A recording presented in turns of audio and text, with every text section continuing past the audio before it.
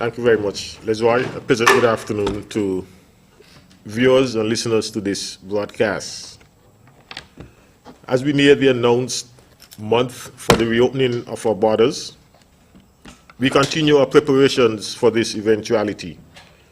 Over 25 persons are currently undergoing training as quarantine and compliance officers at the police training school.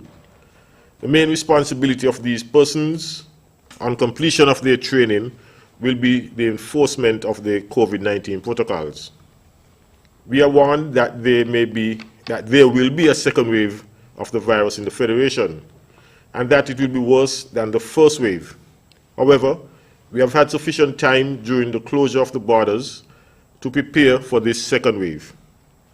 We are told time after time to begin to practice the habits that will help us to avoid being infected.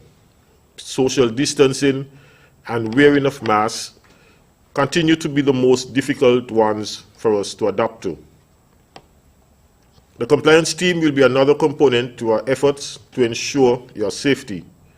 They will monitor and enforce quarantine.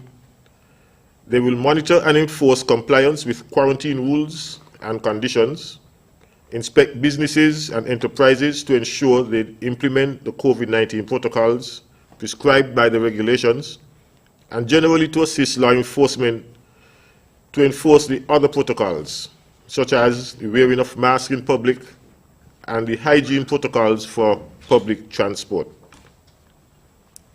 The announcement today of 2 new cases in the Federation reminds us that the pandemic is not over and that we are not out of the woods.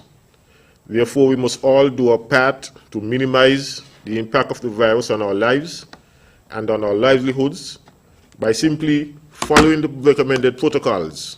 Wear your mask in public, hand sanitize, and avoid crowds or gatherings that would put you into close contact with other persons and thus increase your risk of exposure.